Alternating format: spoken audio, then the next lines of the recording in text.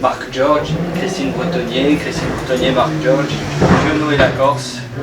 Certains vous les connaissez déjà, vous connaissez déjà l'ouvrage qui a été fait. Pour d'autres, vous allez le découvrir.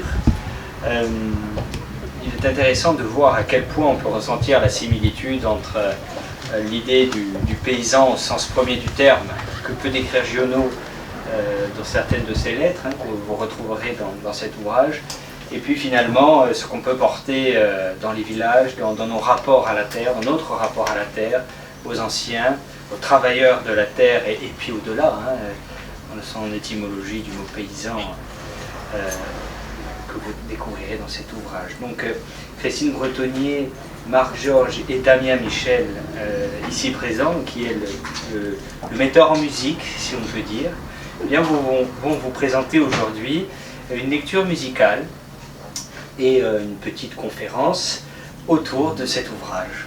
Eh bien, merci d'être ici, chers musiciens, auteurs et autrices ou auteurs, je ne sais pas comment vous voulez qu'on dise. Moi, je m'en fiche complètement. Bon.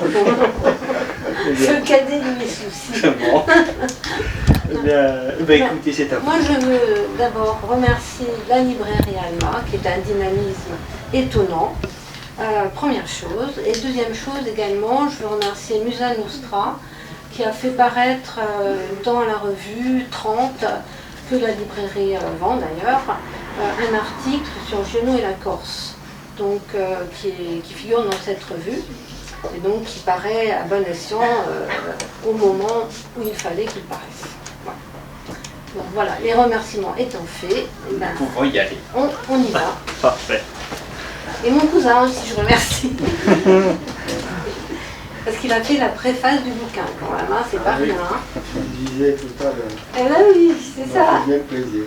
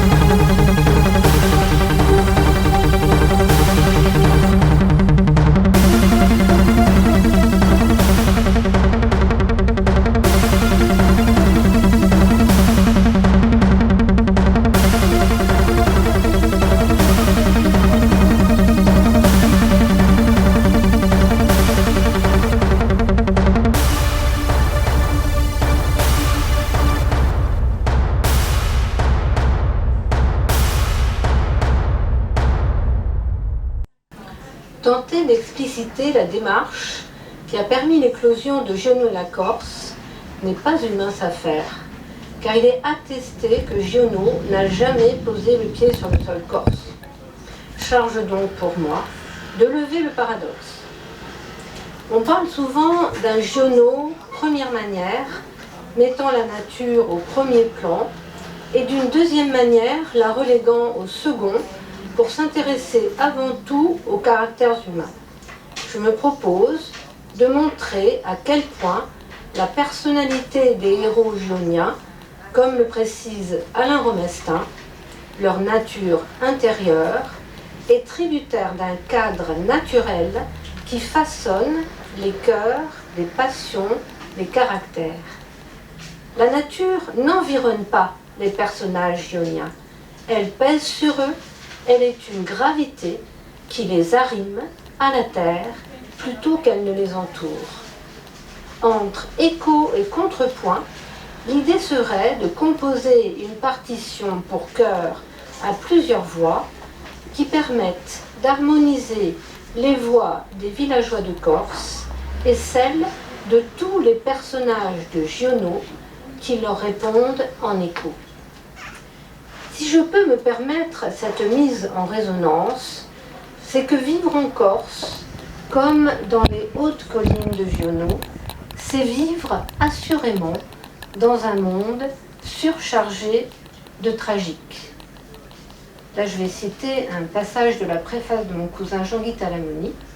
« Rapprocher la Corse de la Provence aurait été plus difficile s'il s'était agi de la Provence de Pagnol, celle de la côte, avec ses cigales bruyantes et son verbe haut, servi par un accent chantant. Celle de Giono, c'est autre chose. Il y a, entre leurs univers respectifs, toute la distance qui sépare la comédie de la tragédie. Il s'agira pour moi de sonder les espaces humains, donc l'espace et le lieu confluent dans les espaces humains, que les arts mimétiques agencent par et dans les textes gioniens, et de les mettre en perspective avec la réalité géographique à laquelle sont confrontés les habitants de Pietraliverde. Gilles Deleuze n'a cessé de répéter que le devenir est géographique. On retiendra que pour Deleuze, ce qui compte, c'est le devenir présent. La géographie et pas l'histoire, le milieu et pas le début ni la fin, l'herbe qui est au milieu et qui pousse par le milieu. Cela rejoint le spatial turn qui a largement confirmé l'intuition de Deleuze. Comme le dit Ricoeur dans Temps et Récit, seule la fiction, parce qu'elle reste fiction, lors même qu'elle projette et dépeint l'expérience, peut se permettre un peu d'ébriété. L'ébriété, qui facilite la transgression, installe le discours dans le transgressif, si cher à Jean Giono. C'est cet aspect transgressif des personnages qui focalise mon attention quand il trouve écho dans la vie des villageois, en chair et en os, de Pietraliverde, humbles hôtes d'un lieu qui forge leur passion et leur caractère. Ainsi, comme dans la Commedia, les personnages, sont viscéralement liés à l'environnement spatial qu'ils affrontent. Des hautes collines à Pietraliverde, le théâtre de la cruauté, c'est cette expression d'Antonin Artaud que j'ai volontairement adoptée pour mettre en scène les personnages fictifs et les personnes réelles dans lesquelles ils s'incarnent, car Pietraliverde se niche dans un berceau de roches et de verdure, à l'image du célèbre théâtre des Pieds d'Or, l'un des mieux conservés en Grèce. C'est au sein de cet écrin de roches vertes que j'ai installé les protagonistes pour leur permettre un dialogue en écho orchestré par la nymphe. Le vent se lève, il faut tenter de vivre. Vous avez reconnu Valérie.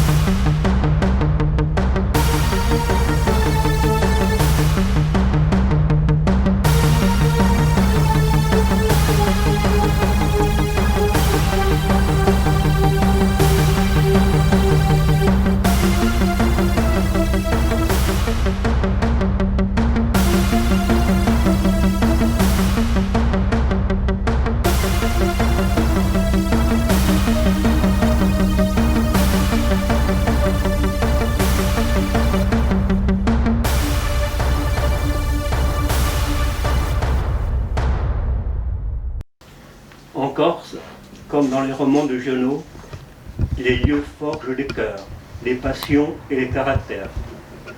L'espace géographique de nos villages est en concordance avec les événements souvent tragiques vécus par leurs habitants il y a 100 ou 150 ans. Il explique, dans une certaine mesure, les existences tourmentées et tumultueuses de beaucoup d'entre eux. Cet aspect farouche de Pietra-di-Verde se remarque dès qu'on arrive par la départementale 17. Les constructions les plus anciennes, celles du Casone et du Paisolo, sont bâties sur des promontoires rocheux. Il fallait, dans ces époques reculées, se protéger à la fois des envahisseurs qui venaient par la mer, faire des incursions et mettre le pays à sac, mais aussi échapper à la malaria et autres maladies qui infestaient le littoral. La maison de Tozza, construite sur un rocher, est remarquable par son inquiétante étrangeté et son caractère inaccessible, fascinant et monstrueux. La vie quotidienne dans ce cadre idyllique, bien plus rude et parfois tragique, était donc faite aussi de douceur, de joie et de félicité.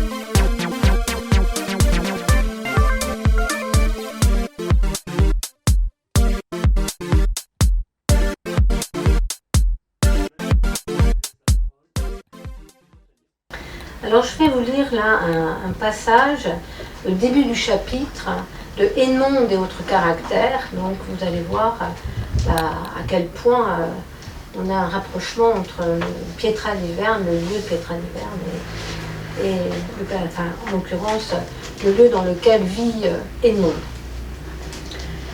Les routes font prudemment le tour du haut pays. Certaines fermes sont à 10 ou 20 km de leur voisin le plus proche.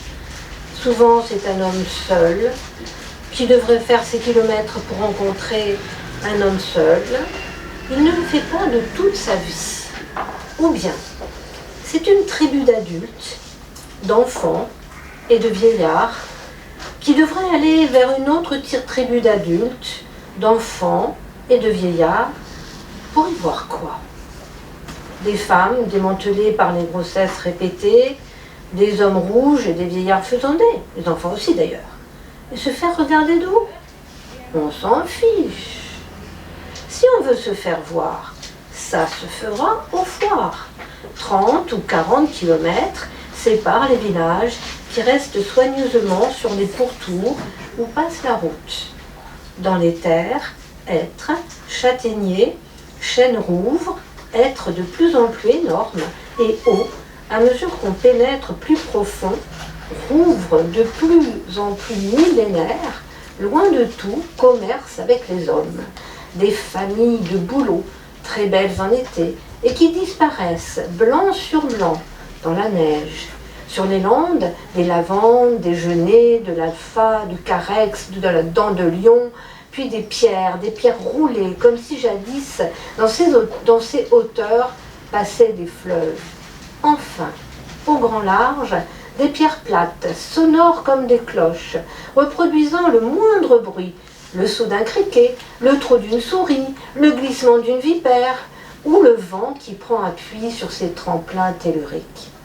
Le ciel est souvent noir, ou alors bleu marine sombre, mais l'impression qu'on en reçoit est celle qu'on recevrait du noir, sauf à l'époque où fleurit un réséda sauvage dont l'odeur fine est si joyeuse qu'elle dissipe toute mélancolie. En dehors de cette époque du réséda, le beau temps ici n'est pas gai, il n'est pas triste non plus, il est autre chose. Ceux à qui il convient ne peuvent plus s'en passer. Le mauvais temps aussi est très séduisant, il prend tout de suite des allures cosmiques. Il y a du galactique et même de l'extra-galactique dans son comportement. Il ne peut pas pleuvoir ici comme ailleurs. On sent que Dieu s'en occupe personnellement. Le vent y prend nettement en main les destinées du monde. L'orage y modifie ses données. Il n'éclaire plus et il ne fait plus de bruit. Tous les objets métalliques se mettent simplement à luire. Boucles de ceinture, crochets de souliers, agrafes, lunettes, bracelets, bagues, chaînes. Il faut se manier avec précaution. On rencontre souvent 20, 30 êtres superbes, foudroyés côte à côte, morts de la tête aux pieds, carbonisés, debout, noirs, attestant qu'il se passe quelque chose dans ce silence. Les crépuscules sont plus souvent verts que rouges, et ils durent très longtemps, si longtemps qu'on est à la fin obligé de s'apercevoir que la nuit est tombée et que la lueur vient maintenant des étoiles. Ici, elles éclairent, elles suffisent pour qu'on se reconnaisse dans un chemin. On voit peut-être plus qu'ailleurs, on en voit peut-être plus qu'ailleurs. Ce qui est sûr toutefois, c'est qu'elles sont plus grosses. L'air y étant pour quelque chose, soit que sa pureté qui est extrême mette à vif les constellations, soit que certains prétendent qu'ils contiennent une matière faisant office de loupe. Évidemment, personne ne peut se flatter d'avoir été par nuit noire au grand large. Dans les cas où elle est prévisible, on se carapate avant qu'elle soit là. Il y a une façon de se conduire envers ce pays qui a été mise au point par les ancêtres et qui a donné d'excellents résultats. C'est même la seule. On s'y conforme. Chaque accident qu'on a vu arriver, et il ne se compte pas, et il y en a d'étranges, viennent tous d'une entorse à ces sortes de règles ou de lois.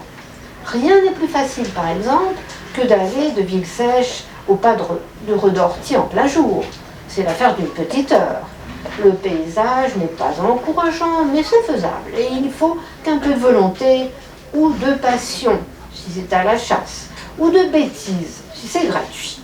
Mais un jour où les nuages sont bas et épais, la nuit tombe, allez-y, personne ne s'y risquera.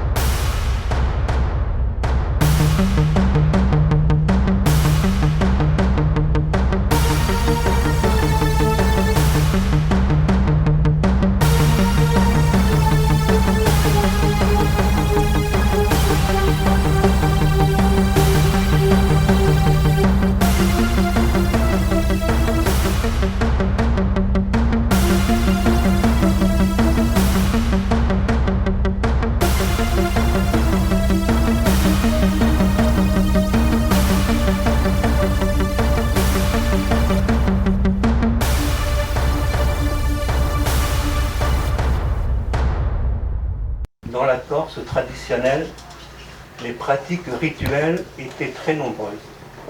Certaines, comme l'abattage des cochons, relevaient de la vie quotidienne.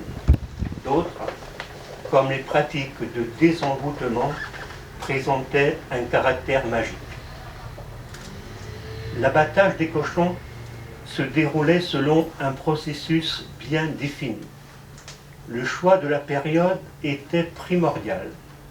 Les tumbere commençaient à partir du mois de décembre et se poursuivaient jusqu'à la fin de février.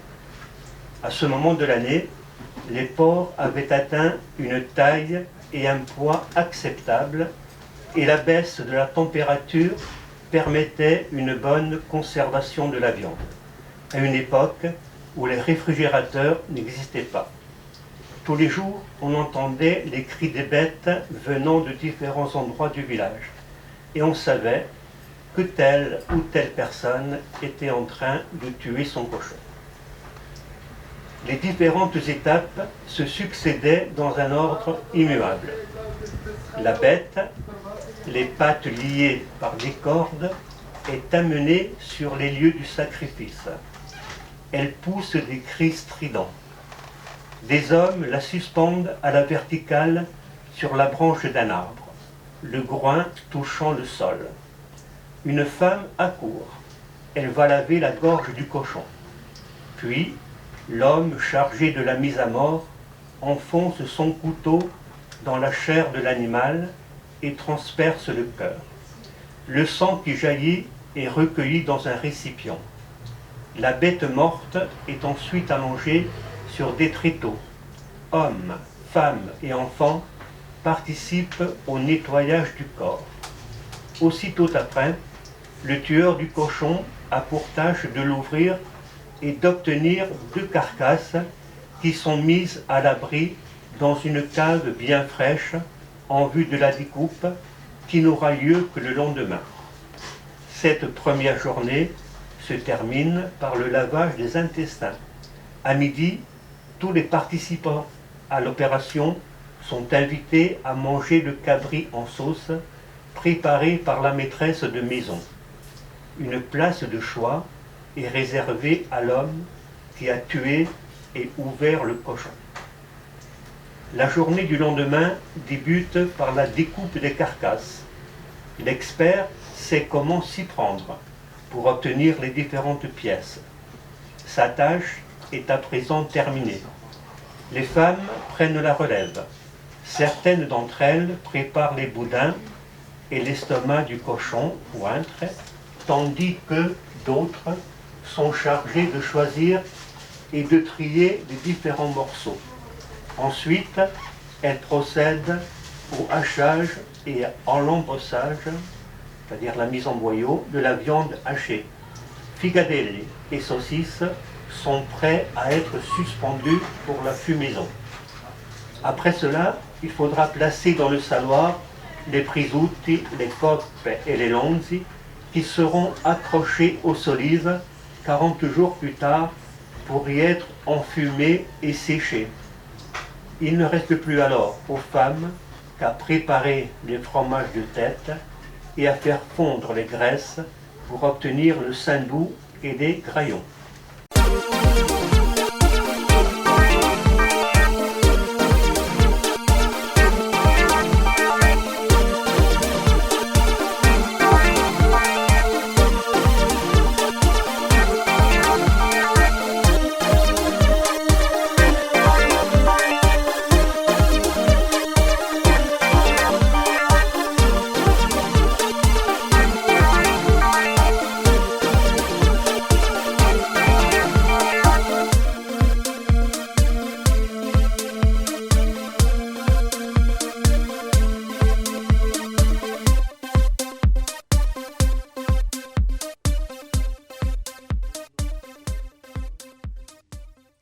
Corse, justement la pratique des rites avec la charcuterie. On va voir ici dans Giono, on a la même chose. Si ce sont des femmes qui sont réunies, vous allez voir à quel point il y a une similitude entre la manière de préparer ces charcuteries, enfin de couper le cochon, et ce qui se passe avec un passage de 2 cavaliers d'orage, les salaisons, le passage sur les salaisons dans 2 cavaliers de l'orage, et on a ici des femmes, vous allez voir. Alors, on a fait donc cette intervention, comme on a dû couper, évidemment pas mettre 2 heures, parce que normalement le spectacle dure 2 heures, mais vous allez voir, même si on a dû couper dans les textes, pas dans les textes qui sont là, mais dans pas mal de textes, vous allez sentir, il faut ressentir. Bonjour ma fille, vous êtes seule alors aujourd'hui? Oui, mon mari est parti avec son frère. Elle n'est pas seule, dit Valérie, elle est avec nous. C'est vrai, dit Delphine. Et en vérité, les femmes n'ont que les femmes. Regardez-moi ça. Si maintenant le temps est sombre, j'aime mieux être ici que tout à l'heure du côté de la Désirade. Valérie, demande Esther, qu'est-ce que je fais maintenant? Qu'est-ce que tu veux faire, dit Valérie? Tout à l'heure, on débarrassera cette table et on y mettra le cochon mort. Puisque Delphine est venue, on ne va pas lui faire perdre son temps. Et je suis venue pour travailler, dit Delphine. C'est tout haché, comme je vous l'ai fait dire. Haché et salé, dit Ariane. Salé et poivré, je m'en occupe, moi, dit Delphine. Alors on pourra faire les saucisses et les andouillettes. Ce que tu pourrais faire, Esther, dit Valérie, ce serait de me préparer un peu ces petits-là, et puis de me les pousser dehors, qu'ils aillent à l'école. S'ils restent là, ils vont encore se gonfler de graillons ou de panne crue. Ça, dit Delphine, le fait est que ton Jules, la dernière fois, j'ai bien eu peur qu'il en crève. Alors, dit Esther, en lui mettant sa blouse, tu manges la panne crue. Jules est l'aîné avec ses 8 ans. Il a une grosse ride double dressée entre les 2 yeux. Après, c'est Maurice. Et puis Rose et Joséphine. Et Marie, la dernière, qui a 2 ans. Donnez la main à Marie des 2 côtés, dit Valérie. Rose, une main, et Maurice, une main. Et toi, Jules, mène-moi ça à l'école. S'il pleut à 5 heures, tu mettras ton frère et tes sœurs sous le préau et tu viendras me le dire. Ne revenez pas avant 5 heures. Et maintenant, nous voilà tranquilles. Le feu flambe.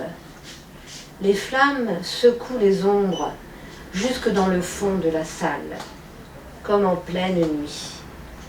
Ariane est partie dans le dedans de la maison. Tranquille, dit Delphine, qui peut être tranquille? Il y a ceux qui ont et ceux qui attendent ont à leur tour. Ariane appelle qu'on vienne l'aider. Esther, dit-elle. Delphine fait signe avec le doigt à Valérie. Viens ici. Approche-toi. Combien de temps qu'elle est mariée? Dit-elle, en montrant là-bas d'où Esther est sortie et où passe l'ombre des flammes dans la porte ouverte. 1 mois, dit Valérie. Comment seulement, dit Delphine. Vous avez vu quelque chose pour elle? Demande Valérie. Je n'ai rien vu, dit Delphine. Je ne me suis pas occupée d'elle. Attention, dit Ariane dans le couloir, et Esther trébuche contre les pieds du pétrin. Elles entrent. Elles portent ensemble une lourde bassine. Le sang. Venez le mettre près de moi, dit Delphine. C'est un beau sang.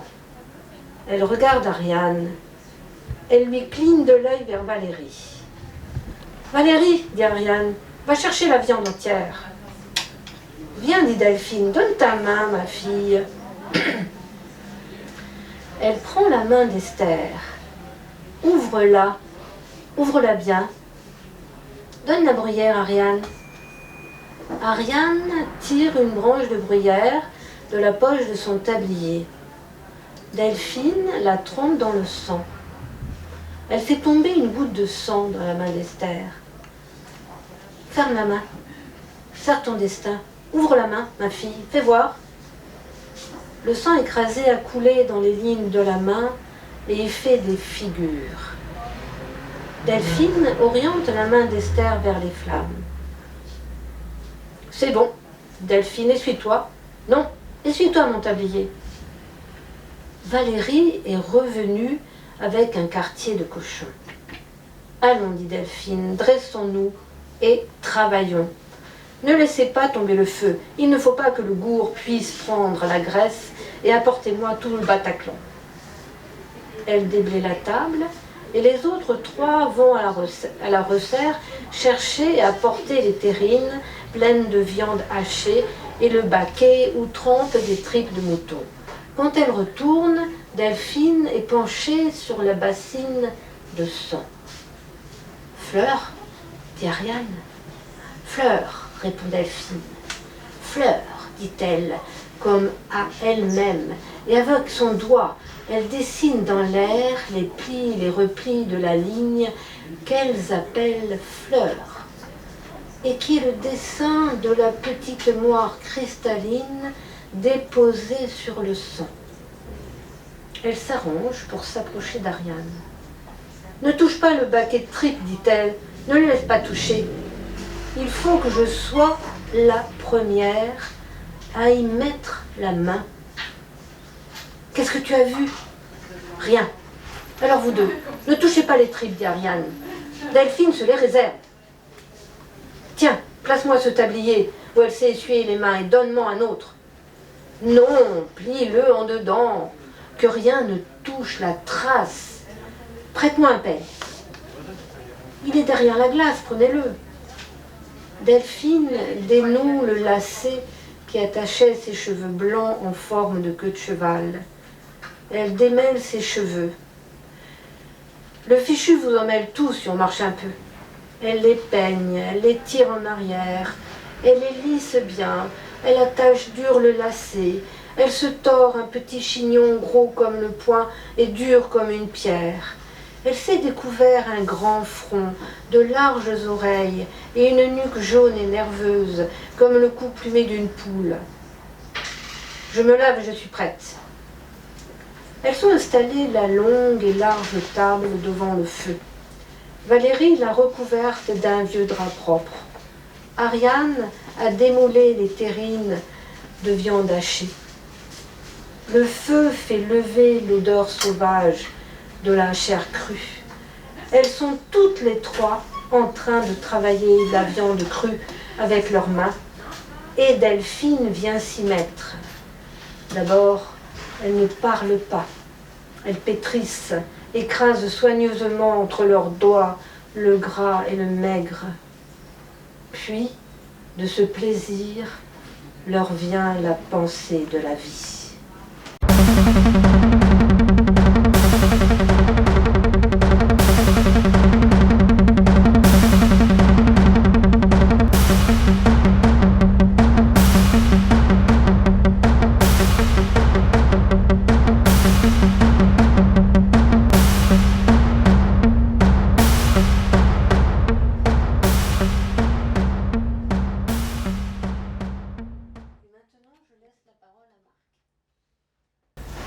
À Pietradiver, en Corse, au tout début du XXe siècle, vivaient deux hommes qui étaient connus et admirés pour leur force physique exceptionnelle. Leur réputation avait franchi les limites de notre village. Orsoleone, ours-lion, Alérine, était né en 1867. Sa bonté, sa gentillesse et sa générosité étaient légendaires, mais pas autant que sa force physique qui était, au dire de tous, surhumaine. Près d'un siècle plus tard, les plus anciens du village, admiratifs, racontent encore des anecdotes le concernant, comme celle de la charrette embourbée.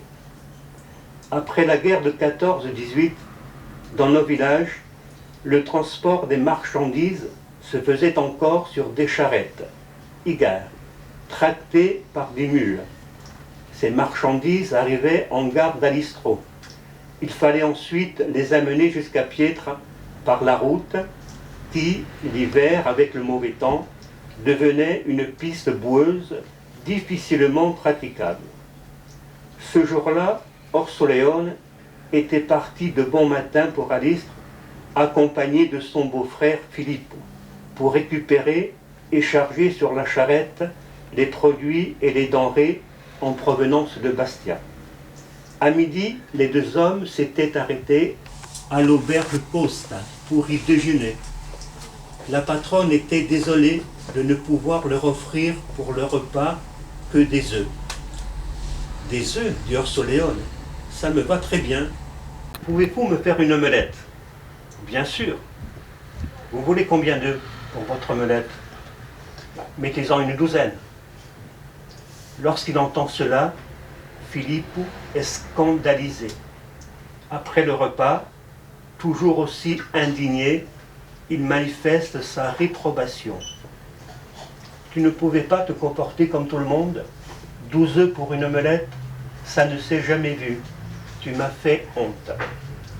Orsoleone ne répond pas. Il faut à présent remonter au village avec la charrette au maximum de sa charge. Bientôt, un orage éclate et la route devient un ruisseau de boue. Les chevaux ont du mal à avancer. Une roue de la charrette, lourdement chargée, s'enfonce jusqu'à les cieux dans une ornière. Des hommes, nombreux, viennent à la rescousse. Ils n'arrivent pas à dégager le véhicule. « Laissez-moi faire », dit Orsoleone. Il s'accroupit sous la charrette. Son épaule est en contact direct avec l'essieu de la roue embourbée.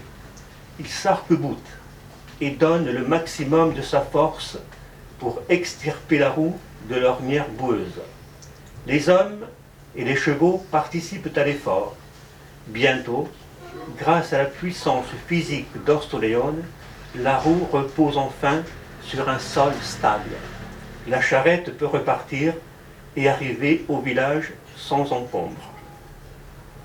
Filippo, quelques instants auparavant très en colère contre son beau-frère, à présent s'avance vers lui, rayonnant, et dit, pour que tous les autres entendent: « Tout à l'heure, lorsque tu as demandé à l'aubergiste une omelette de 12 œufs, j'ai eu honte et je t'ai maudit.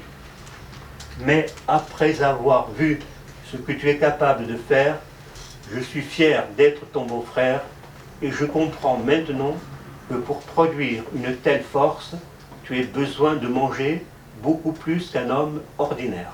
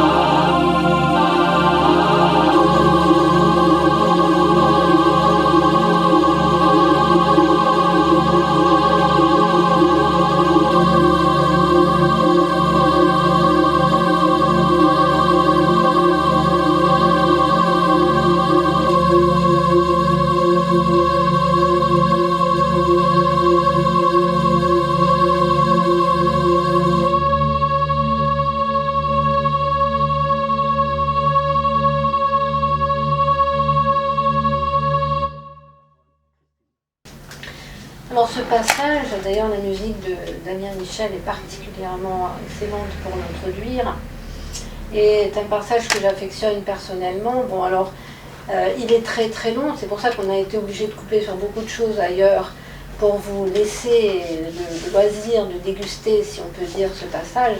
Parce que moi, quand je le lis, et j'ai carrément la chair de poule, tellement c'est un passage très fort, qui met en scène donc deux frères, les frères Marceau.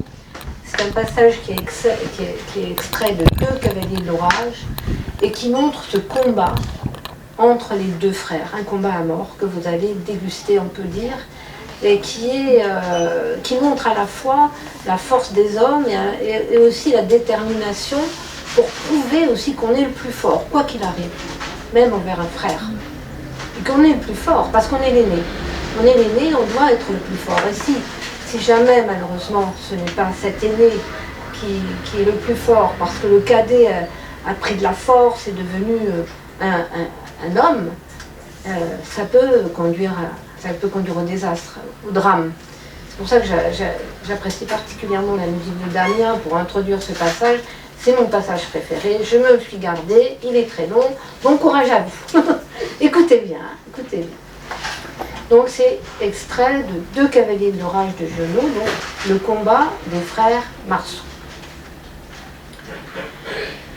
L'hiver de cristal arriva. L'air glacé comme un alcool très dur agrandissait toutes les formes et les rares oiseaux énormes qui traversaient le ciel désert y traçaient de toutes les pointes de leurs plumes de longues rayures diaprées. Marceau monta la cloche neuve dans la tour du clocher sur ses épaules, comme un simple sac de farine, et du dehors par une échelle. Comme il remettait pied à terre, mon cadet enleva son manteau.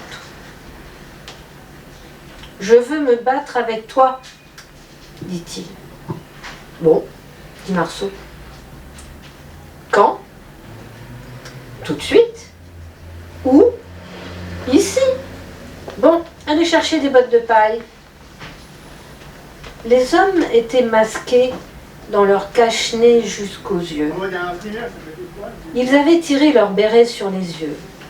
On ne voyait plus que leurs yeux. Ils rejetèrent leurs manteaux sur leurs épaules. Ils apportèrent les bottes de paille avec leurs mains gantées de laine sous leurs pans de pèlerine. Puis, ils se renfermèrent dans leurs manteaux pour regarder. Ils étaient tous les deux, torse nu. « Attends, dit Marceau, tu n'as pas froid ?»« Non. Il faut que je me souvienne de quelque chose. Et il faut que ce soit régulier. Voilà, je sais. On se salue. » Il salua son frère, qui le salua. Et on dit, nous jurons qu'il n'y a entre nous ni haine particulière, ni question d'intérêt, et nous allons nous battre loyalement devant vous pour l'art de la lutte. Bien sûr, dit mon cadet. Non, mais dit Marceau, c'est la règle. On doit dire ça, je l'ai dit, dis-le. Mon cadet répéta. Et salue-moi, encore une fois, dit Marceau. Ils se saluèrent. Marceau, bras ouverts, feinta vers la gauche. Le cœur de mon cadet brûla de joie. Cette fois, il n'y avait pas de mépris. On employait même les ruses, et l'œil de Marceau voletait dans les grands sourcils comme une abeille engluée dans de la laine. Mon cadet esquiva l'approche avec une petite danse d'ours. Au bout de la feinte, à gauche, Marceau attaqua d'un bras roulé à droite, dans toutes les règles de l'art. Mon cadet sentit la prise s'attaquer à ses flancs avec une brutalité contre laquelle il fallait faire l'homme. Sur le moment, voyant venir sur lui lentement les bras ouverts de Marceau, il avait eu peur que ce ne fût une embrassade. C'en était une, mais il fut réchauffé jusqu'au bout des doigts. Son cœur s'enflamma en plein. Enfin la paix dans la bataille. Le plus grand bonheur du monde, c'est d'avoir des dimensions honorables. Il écarta ses jambes pour se baser. Il prit le temps d'assurer ses reins, bien d'aplomb, en reculant un peu son pied gauche pour prendre appui en arrière. Il fit face, il fit mieux, il s'avança. Pas de beaucoup. Ils étaient déjà presque entrelacés l'un à l'autre dans des commencements, mais si on veut compter, il faut faire souffrir. Et pour faire souffrir, il faut entrer dans ce qu'on a en face.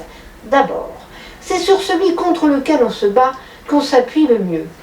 Il s'appuya genou contre genou, poitrine contre poitrine, épaule contre épaule, menton contre menton.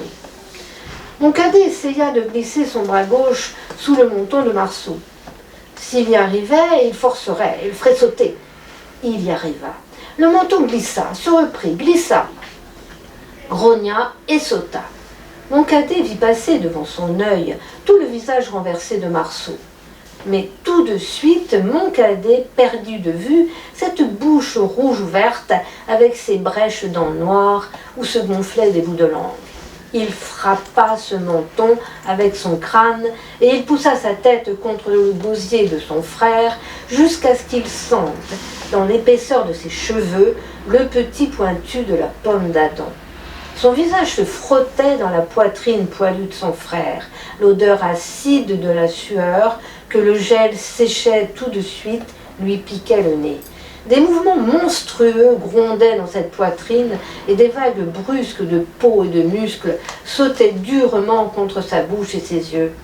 Il continuait d'écraser la gorge de son frère avec tant de force que les ailes des muscles qui enracinaient ses bras dans ses épaules s'étaient pétrifiées, toutes ouvertes, comme les ailes des aigles frappées en plein vol. Enfin, dans le tumulte qui bouchait ses oreilles, il commença à entendre des coups sourds, frapper fort et très vite.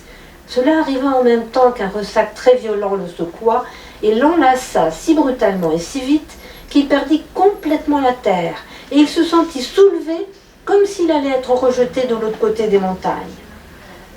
Quand il entendit retentir brusquement la cadence des coups sourds, il retomba d'aplomb sur la terre.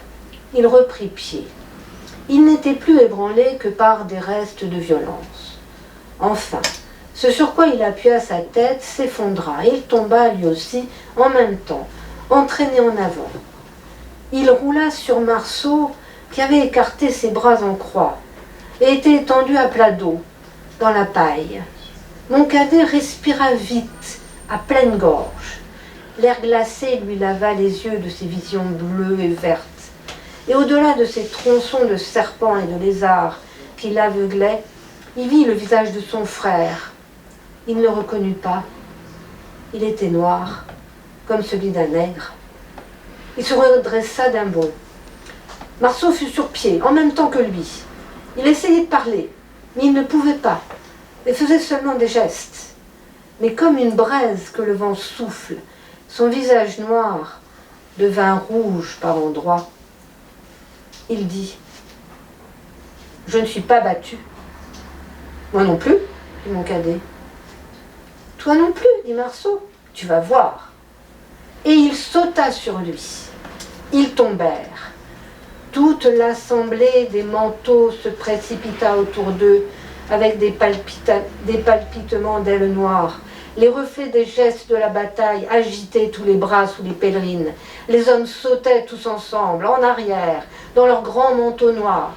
Ils sautaient tous ensemble en avant, puis de nouveau, ils reculaient en ouvrant leurs bras, recouverts des grands pans de laine des pèlerines, comme des corbeaux battent de l'aile autour d'un mort dont ils coupent les muscles. Marceau ouvrit ses bras en croix. Dressé par la pointe des pieds, il regarda une dernière fois autour de lui. « Taisez-vous » dit-il. Mais les manteaux noirs ne parlaient pas. Les bouches étaient cachées sous les cache-nez. Il n'y avait que les yeux vivants sous les bérets.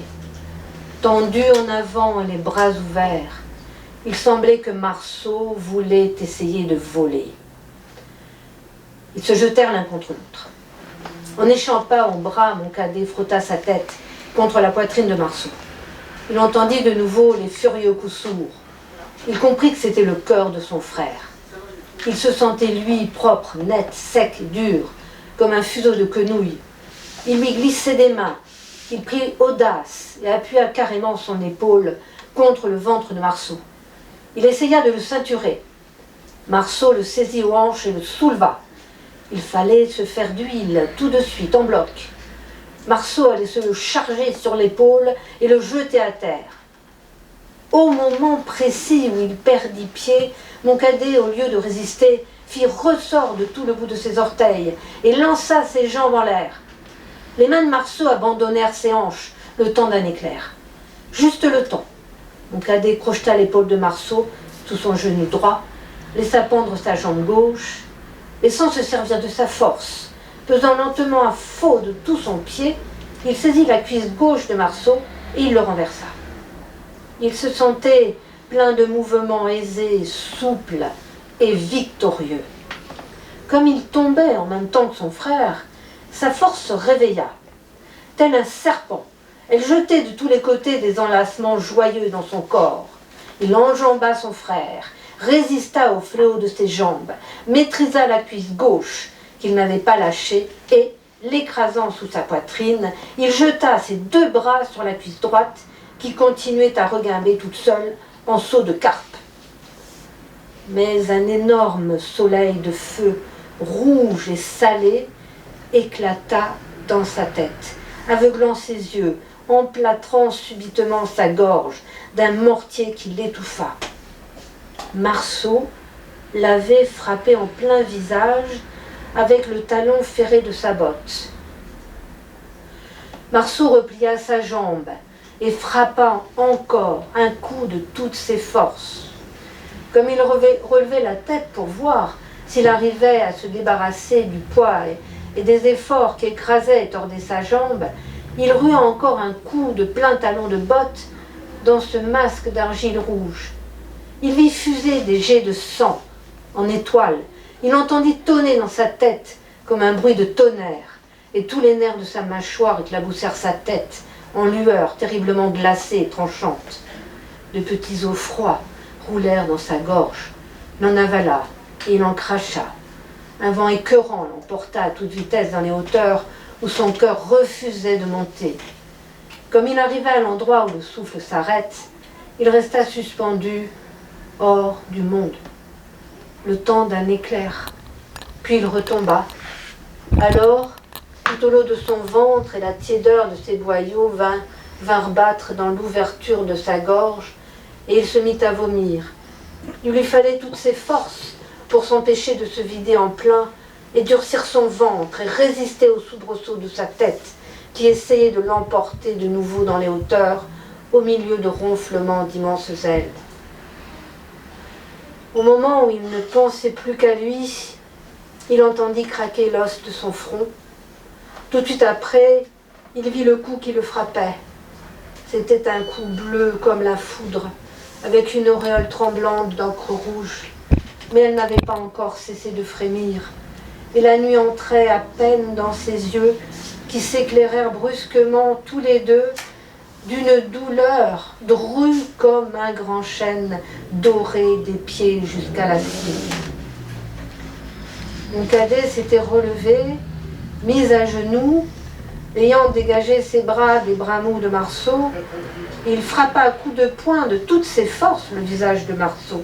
Il chercha les yeux, frappa le front, trouva les yeux, appela toute sa force et frappa. Il était lui-même aveuglé par le sang qui jaillissait de son nez et de tout son visage déchiré par l'éclou de la botte de Marceau. De hautes vagues pourpres, haletantes devant ses yeux, lui cachaient le monde. Mais au milieu de son corps, juste dans ses hanches, où restait la meurtrissure des étreintes de la bataille, jusque sur son flanc droit, comme une énorme boule de fer, la colère roulait, éclairant un monde nouveau. Il frappa sur le visage, comme sur quelque chose à construire. Marceau secoua la tête. Il essayait d'éclabousser les douleurs, mais il avait dans ses yeux 2 meules de feu ruisselantes d'étincelles.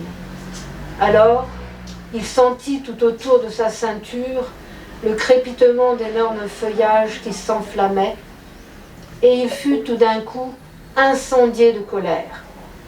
Il cracha un dernier caillot de jus aigre et de sang. Il baissa la tête, lança ses jambes et ses bras contre le corps de l'autre. Avec tant de force, chaque fois, son dos se soulevait de terre. Il se battait dans une obscurité totale, traversé d'ouragans de feu. Enfin, sous sa main large ouverte, il trouva, perdit, chercha et retrouva un bas de ventre, une ouverture de cuisse. Il rua là-dedans de toutes ses forces. Il entendit un cri terrible qui ressemblait au hurlement du vent, et tout d'un coup, il fut déterré. Alors, il rassembla son désir de vaincre et, peu à peu, se remit debout.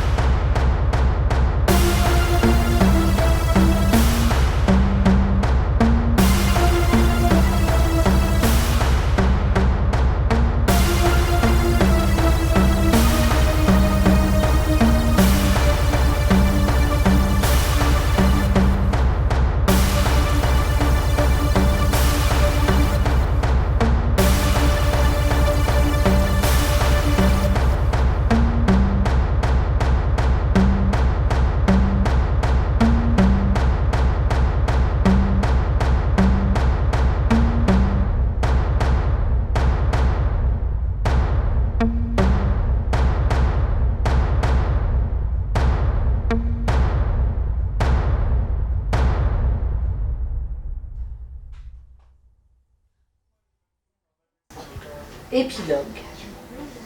J'ai commencé cet essai par une citation de Paul Valéry. Je le termine par une citation de Nietzsche. Finalement, personne ne peut tirer des choses, y compris des livres, plus qu'il n'en sait déjà. Ce à quoi l'on n'a pas accès par une expérience vécue, on n'a pas d'oreille pour l'entendre. C'est évidemment une citation de Nietzsche. Les Valéry ont expérimenté la vie des Jasons, leur sang est à jamais devenu encre, une encre verte, évidemment, comme si, subrepticement, cette belle pierre de Pietra di Verde avait mêlé ses pigments à leur sang.